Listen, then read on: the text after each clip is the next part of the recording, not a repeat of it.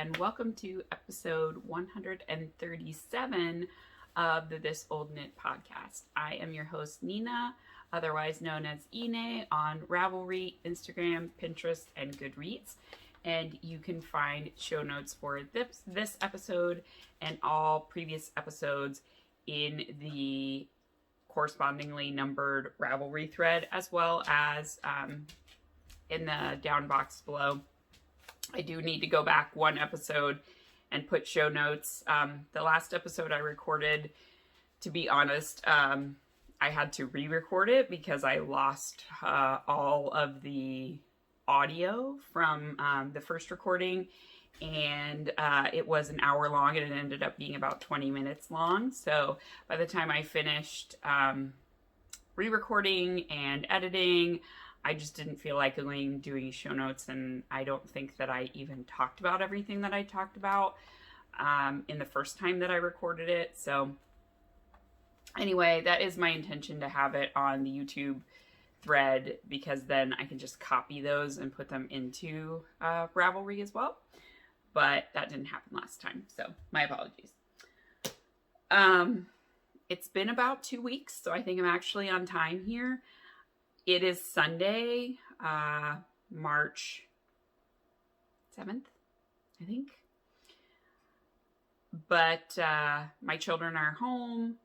My husband is home. They're outside together playing in the fort. So we'll see how long I have, or if I have to do this in pieces. But it was very sunny outside, as you can see from like right here, the sun. In my craft room, so I thought I would just pop on and try to record a little bit, catch you guys up on what's been happening in my life and what things I've been knitting on, and what I've been reading. So let's dive right in. So I am done with one thing. I've been trying to go through my projects with Tommy from the Moonstone Makes podcasts, Finish, Fix, or Frog Make Along, and really deciding, are there things on my needles that I want to finish? Do I want to frog them? And there's some stuff that I also want to go back and just fix so it fits me better, etc. So one of the things I had on my needles for a little while were these socks. These are Knitpicks Felici socks in the, I don't remember, Spooky, I think? The Spooky colorway. And I cast them on around some Halloween. I did this much of a cuff, and then I put that bag away when Halloween was all done, and I never went back to them. I'm one of those people that I only want to do seasonal colors when it's that holiday or season, and then I'm kind of like, meh, I'm over it. So these took a little while to do, but I did complete them. So this is my first 2x2 ribbing sock for me that I've ever done. So I just did 2x2 ribbing all the way down the leg, and then I did a stockinette foot. The heels and toes are in some Patton's Croix in the coal colorway, so it's just a solid black. And it was really nice to work with. It's actually softer than some of the other Patton's Croix. I wouldn't mind using this for like a plain black sweater. I might think about that at some point. Or maybe if I was gonna make a black sweater for Megwin, then this would be a good affordable yarn choice for that. So yeah, other than that, they're a 64 stitch sock, pretty much vanilla, very candy corn and, you know, black, white, and purple kind of Halloween-y colors. I think that's why I struggled. As I was finishing my second sock, I was like, I am casting on something springy when I'm done with this, because I'm done with these colors. I don't want to see them again until autumn. So those are done. My entry for the Finish Fix Frog Mal, they're out of that bag, and I actually put the bag away too. It's the one that's like gold like mustard yellow with fall foliage on it. I didn't want to see the back. So I'm done with that color palette for a little while. And for someone who really loves autumnal colors, that's saying something. So anyway, done. Another pair of socks for my sock drawer. And I have had to fix, I think I have repaired 3 pairs of socks. Yeah, I've repaired the heels on 3 pairs of socks, all because of Megan wearing them out. So now I have more pairs. Because they're all outside, Ada is going to be barking periodically because she can see them out the windows. But we don't have a good place to, like, you know, tie her leash out there so that she can walk around with them. And Josh is, like, building the little stove that they have in the fort. So anyway, she can't be out there while they're building fires and doing that stuff. So she's not happy about that. So in terms of socks, the next pair I'm going to cast on, I think is going to be this yarn. It's between this and the Knitpicks Felici and Tea Party, but I think this one might win because it's a little brighter and I kind of want something bright right now. So this is Lion Brand Yarns Mani Pedi, which I heard about from Kalisha from the Quirky Monday Craft Cast. She knit a pair of the, is it Yoga colorway? No, hers was Crew, I think. So it's like rainbows, and they didn't have Crew when I went to Joann's. I bought this 2 years ago, I think, when I was back in Ohio visiting my mom after I was there for a work trip. So this is the Yoga colorway, and it's really affordable. It's like $2.99 a ball, so really affordable. Kalisha said that her socks are really nice, so hopefully they'll hold up really well. Also, I might do a contrasting heel toe. I might not. I don't know what I'm going to do. I definitely could match this pink for sure. Maybe the lime green or the blue. So anyway, that's going to be my next pair of socks. I'm just kind of keeping socks on the needles for something to do during work calls. Another project that I resurrected that's in this bag. This is one that I cast on 2 years ago. Yeah, 2 years ago when I went to my first Vogue Knitting Live. And it is a stripy sock, but it's like a scrappy stripy sock. So the main color is West Yorkshire Spinners 4-ply in the milk bottle colorway. And then what I'm doing is, this is a pack of minis from GnomeAcres that was an Easter pack from like years and years ago when I was in the Rando Mini Skein Club. So what I did is I divided the minis in half, and then I figured out how many stripes I could do for each of those halves to do the leg and the foot striped.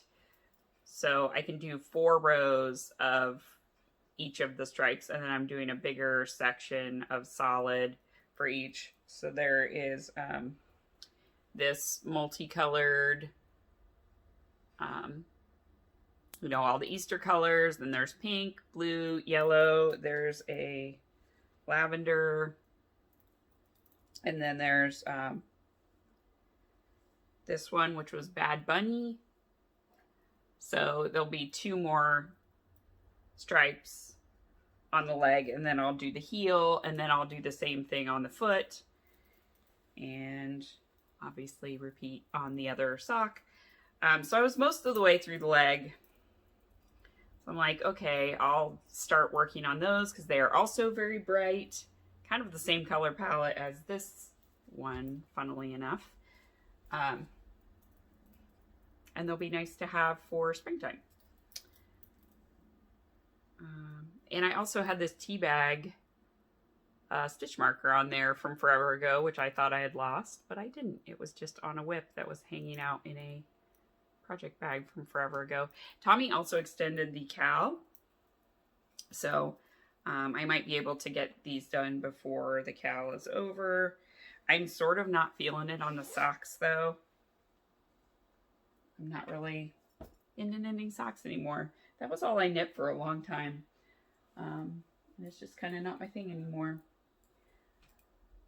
Okay. And then the other whip that I've put a lot of time into is my Litmus cowl by Amy Florence of the Stranded podcast. It is a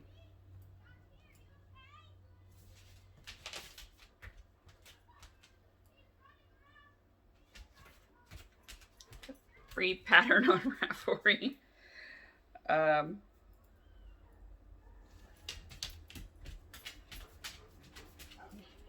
And I'm using all of my colors from my Plies and Hellhounds Advent of Minis from last Christmas. So here they are.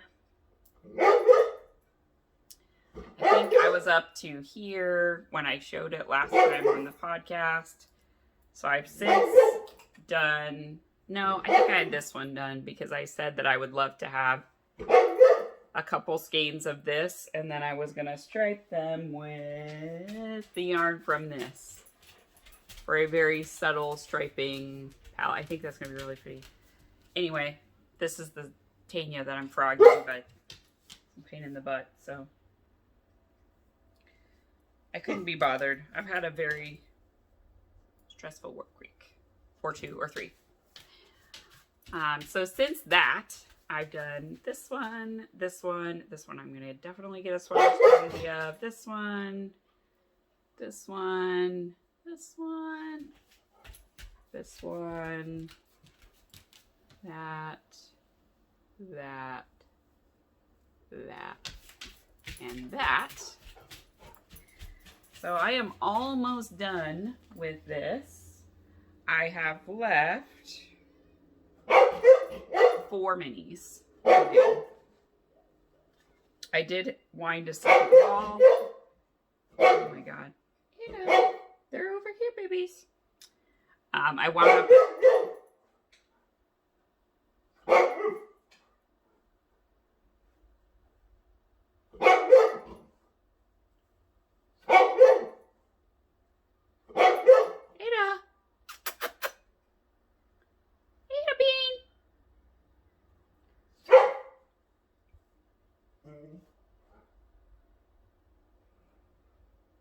I wound up a second ball of the BFL Yak Silk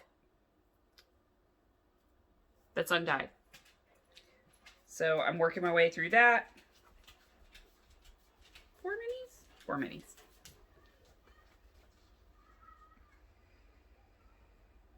Okay. And they go that way. So I really would like to get this done in time for still being able to use it before it's too warm.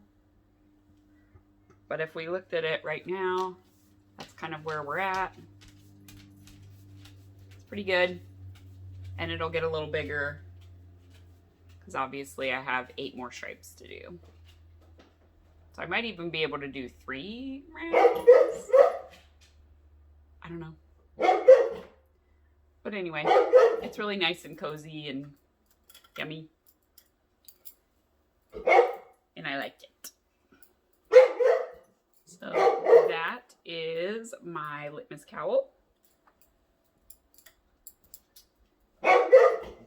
And then I have a half object that I finished. So this is another sock that I picked up because of Tommy's cowl. This one is some Mondim sock yarn. And I bought this because of Tommy, actually. She made knee-high socks with hers, and I really liked the colorway. So I finished my first sock, and I started my second sock. So I'm almost done with, or I may be done with, my top ribbing. So So again, another mindless vanilla sock to knit. There's that. Sorry, I feel like I'm rushing. The last thing I've been working on is my Northeasterly blanket. This is a pattern by Ellie, who is Skananigans on Ravelry and Instagram.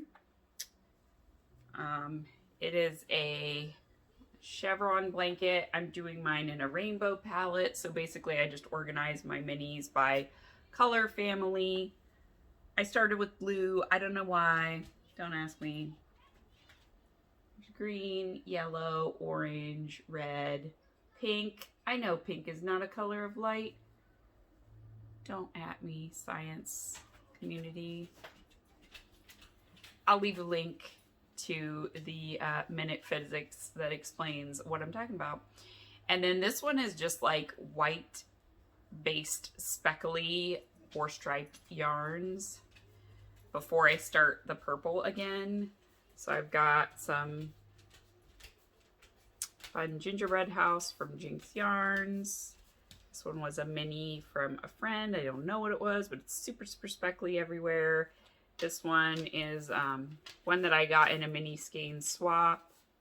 I think it's like a birdie box colorway. This one is from my first So Faded sweater. So it's one of Meg's yarns.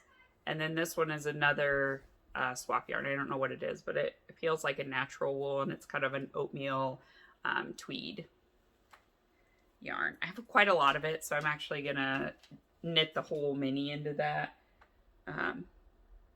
because again, it's from a swap, so I want to finish it. I like using up all my swap yarns.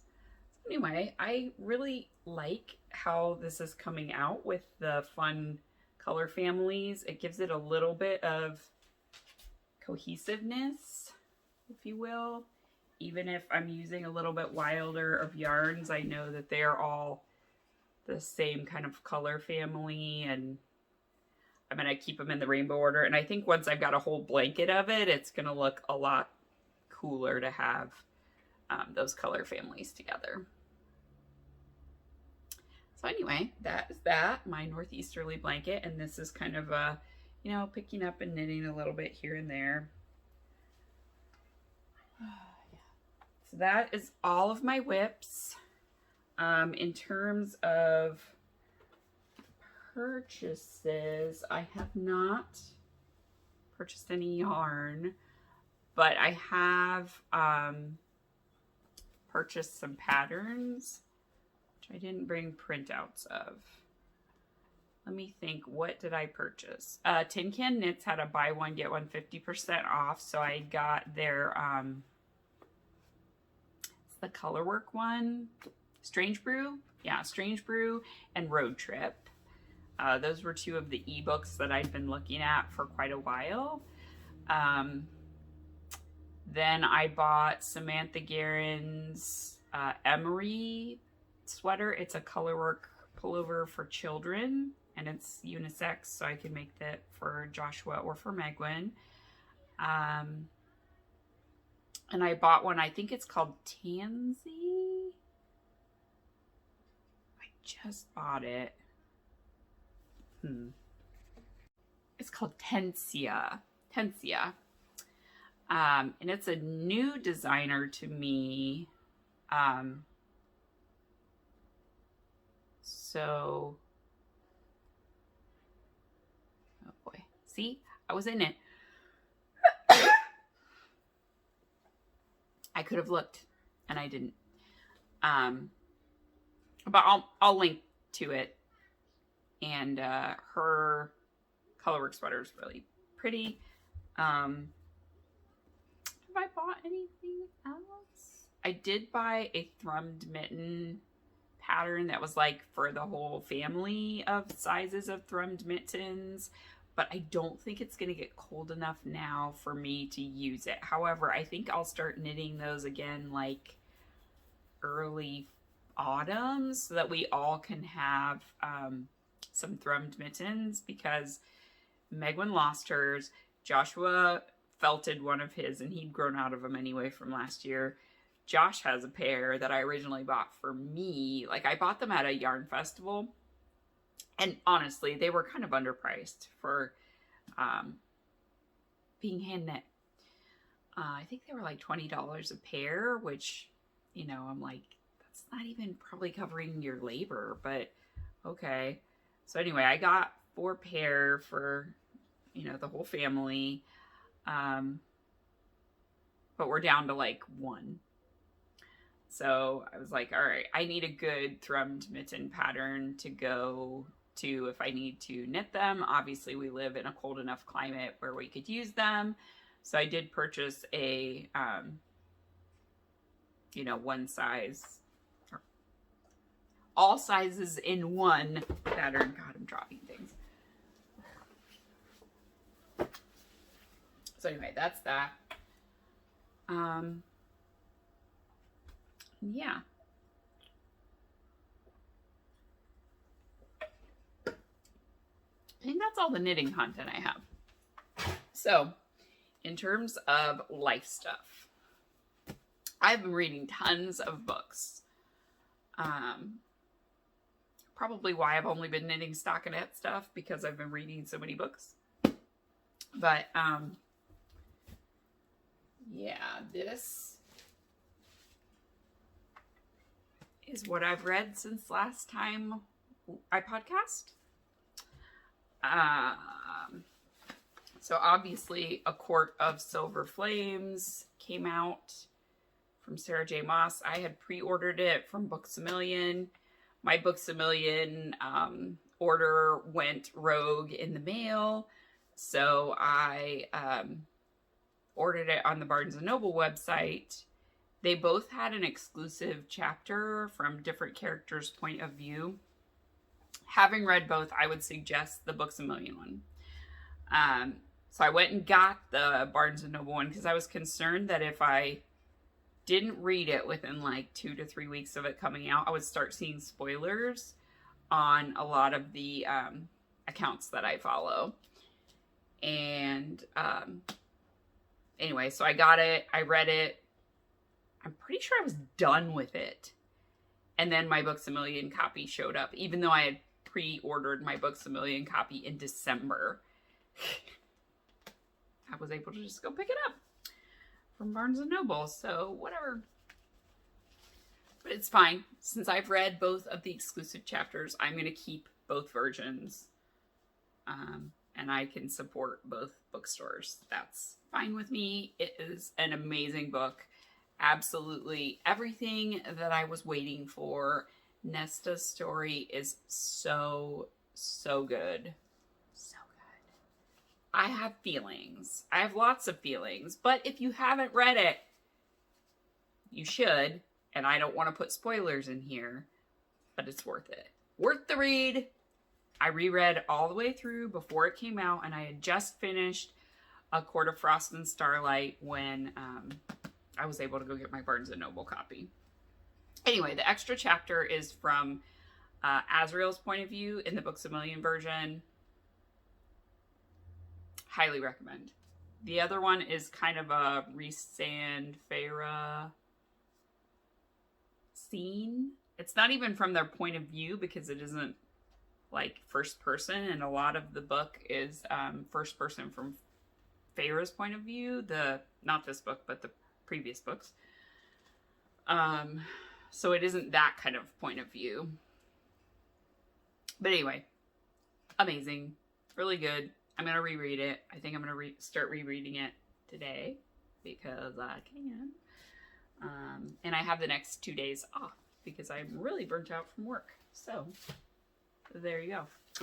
But I couldn't start a new book series. I want to start the Six of Crows duology, but I wasn't ready for more book feelings.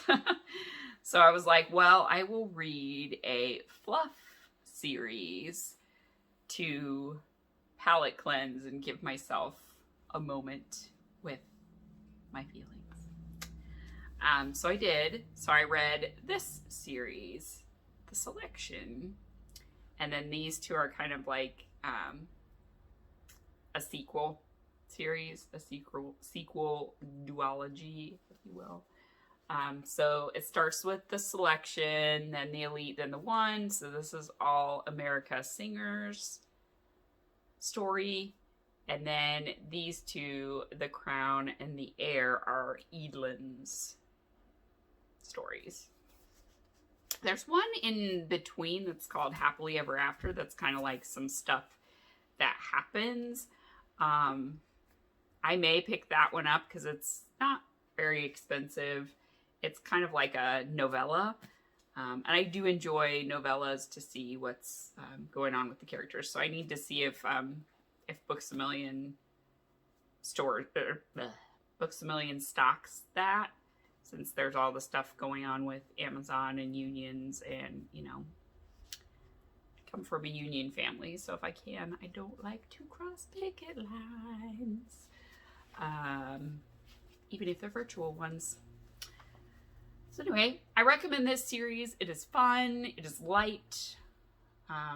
There were parts of it that were a little bit annoying. Very teenage angst. But otherwise, really good, compelling story. I read through one a day. So this is 5 days worth of reading for me. And like I said, I've been doing, I started an account on Goodreads, and I've been doing the 2021 book challenge. I said I was going to read 20 books. I think I'm already almost done with that goal, so I may go up to, I don't know, 50 books? I don't know what is feasible for me anymore. I used to read a ton. I stopped reading. I don't know. I think when I started knitting, I stopped reading. And then I got a book stand, and my life has changed completely. But I absolutely attribute my getting back into reading to Gabby from the Plies and Hellhounds podcast, because she recommended to me the Throne of Glass series. And yeah, that totally got me back into reading, and I became completely enamored with Sarah J. Maas's worlds, and I love all of her stuff. So yeah, thank you, Gabby, for getting me back into reading. Let's see, what else? I did get a couple of different non-plastic beauty items. As I've mentioned on previous podcasts, I'm trying to eliminate as much plastic as I can, and I'm pretty darn close to eliminating all of the plastic from my beauty regimen. Sounds ridiculous because I'm pretty low-key when it comes to like makeup and all that stuff, but I got some face cleanser that is in a jar. It is Upcircle Cleansing Face Balm.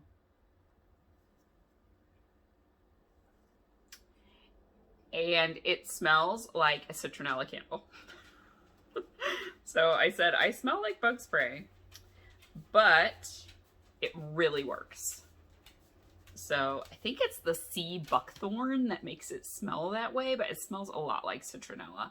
It's made from discarded almond stones and sea buckthorn and some other different herbs. It's kind of a goo, but you can use it on your eyes too to clean off eye makeup, which is nice. So I don't have to use like eye makeup remover and thus cotton rounds. I just all over my face, and I use a rag, a hand knitted rag, because I love my hand knit washcloths. They're so good.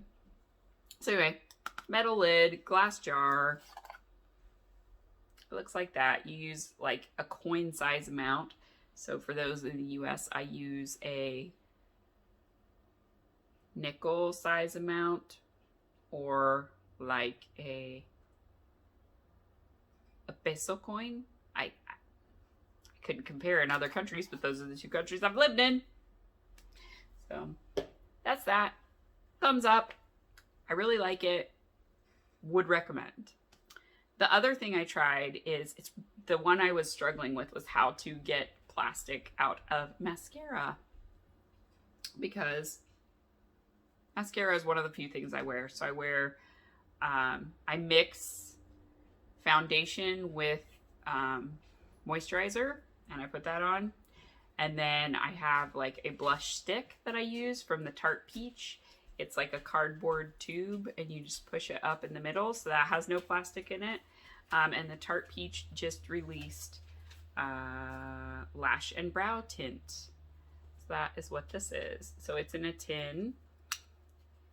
It's solid when it comes, and then you get a little bamboo spoolie, as they call it. It basically looks like the wand that's inside of a tube of mascara, and you just wet it under the water, and then you twist it in this product, and the product gets soft and it goes on it, and then you just put it on your lashes. So I need 2 to 3 coats to make this work. You have to let it dry between coats. It's kind of on my fingers right now. But it contains shea butter, coconut oil, beeswax, carnauba wax, bentonite clay, castor oil, and activated charcoal. So the color comes from the activated charcoal. It's not as dark as a mascara, but it does stay on all day. You can curl your lashes after you let it dry. I use a lash curler. It works fine. They get reasonably long. The only thing I can't do is I haven't been able to get my bottom lashes to work with the spoolie. I don't know. I might reuse one from one of my mascara tubes, because I think it's because it's, I don't know, the bristles are not stiff enough to capture my teeny tiny baby lashes on the bottom, but my eyelashes are blonde.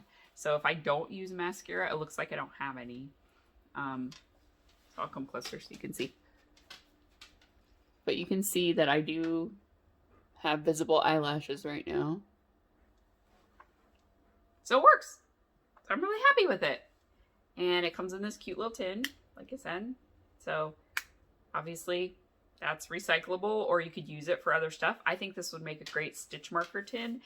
And with how much I've used over the last month, like, I anticipate this is going to last me probably like 3 to 6 months at least of daily use.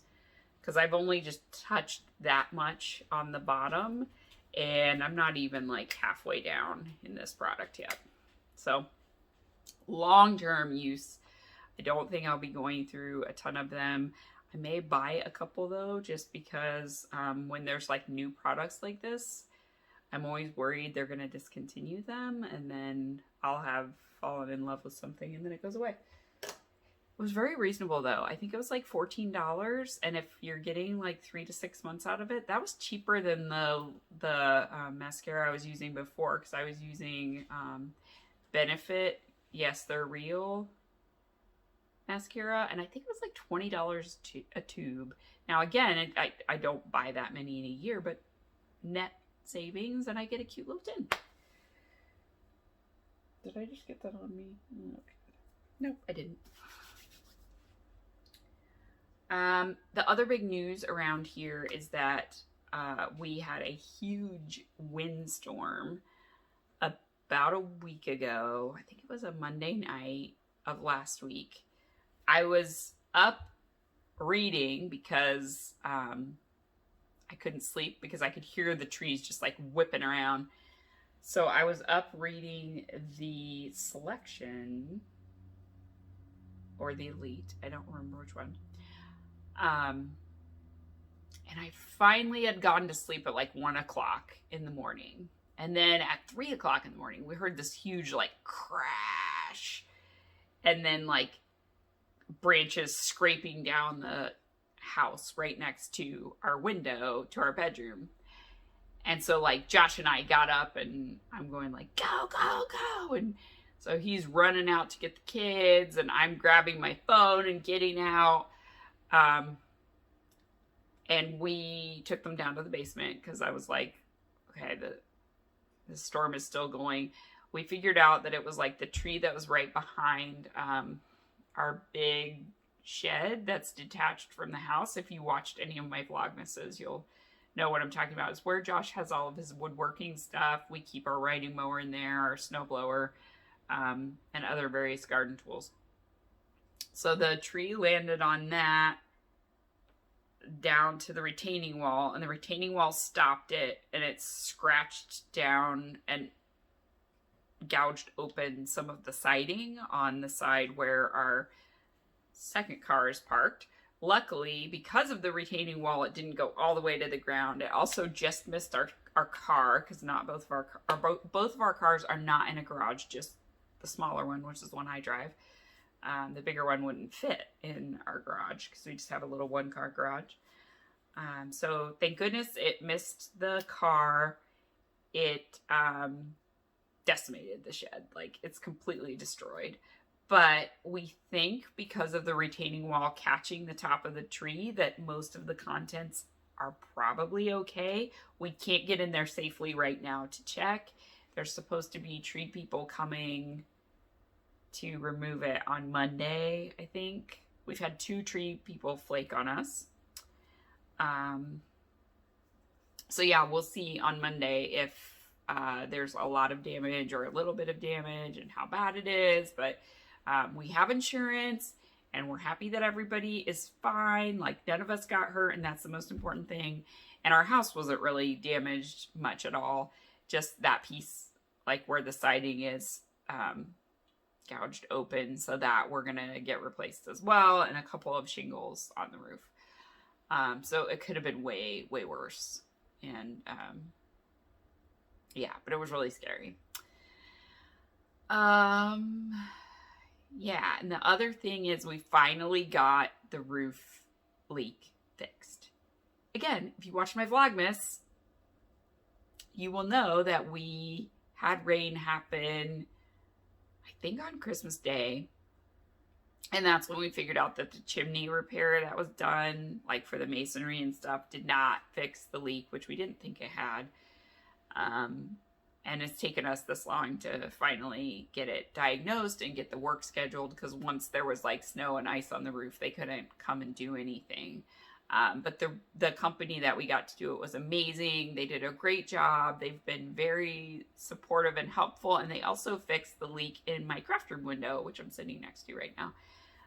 It turns out that like the flashing for that window when it was first done, like when the house was built, wasn't even all the way to the edges of the window. And then like if you peeled back the siding, you could see the insulation. So there wasn't even house wrap. So it was just not done right. So they took off the siding. They did the flashing all the way out to the edges. They did like ice and water seal up and tucked under the siding and up to the edge of the house. And then they replaced the siding. So it's all fixed now. It's really great. They did a good job, and, you know, very reasonably priced.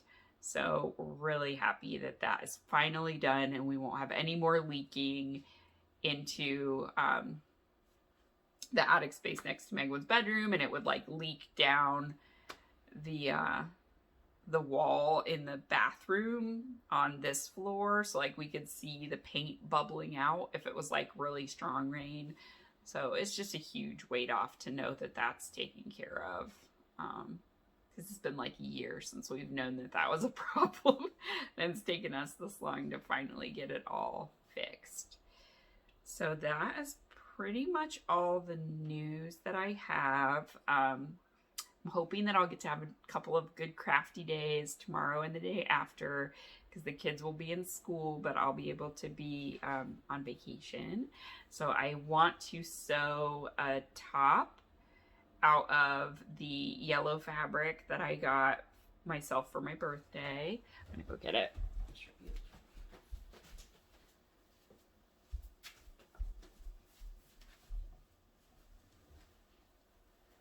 It's this one. It's just a really pretty very sweet pattern on like a nice, it's mustard yellow, but it's not like the darker side of mustard. It's like the brighter side of mustard yellow. So it's just really happy. Like this fabric makes me happy. I'm excited to have a shirt. So I'm going to try to do a long sleeve shirt and a short sleeve shirt out of this. And then I also got some black jersey fabric from Affordable Fabrics. It was like an offcut for $2.99.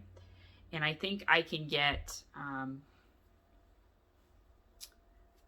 maybe 2 shirts out of that as well. It's always good to have black t-shirts. So that is my plan for tomorrow. I'm just going to do some nice jersey fabric sewing. I may try to cut them out tonight. Yeah, I might try to cut them out tonight. But we'll see. Because I'm also enjoying just sitting and knitting. That's great. But yeah, I think I'm going to start rereading A Court of Silver Flames. My nose is stuffy right now. I think that... got a little bit of allergy stuff going on right now. So anyway, that is all the news that I have. Thank you so much, everyone, for joining me. I hope that all of you get to take some time to do the things that you love, and I will talk to you soon. All right, bye-bye.